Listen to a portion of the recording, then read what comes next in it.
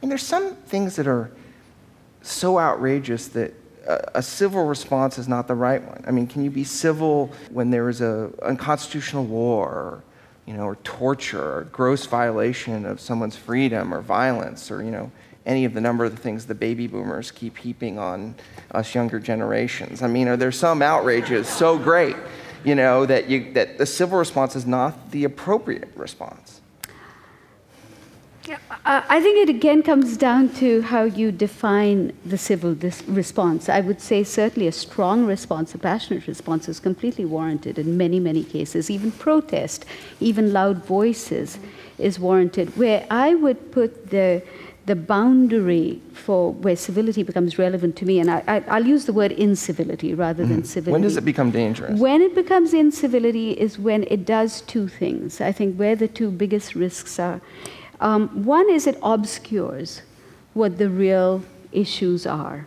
And to give a very simple example, when you call somebody in contemporary politics fascist, it obscures what the real critique is. Mm-hmm. It obscures it for your listener, because your listener doesn't necessarily know what criteria you're using.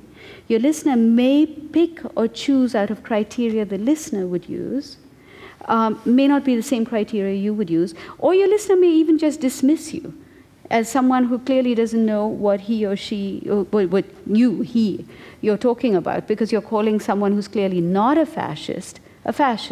So it obscures what the real point of critique is when you get uncivil. The other thing it does that I think is very dangerous is it triggers neuropsychological responses that often create a cycle. So when I get really angry, it will trigger you into responding with stress hormones, so flooding your brain. You're less likely to use your prefrontal cortex, which allows more integrated thinking.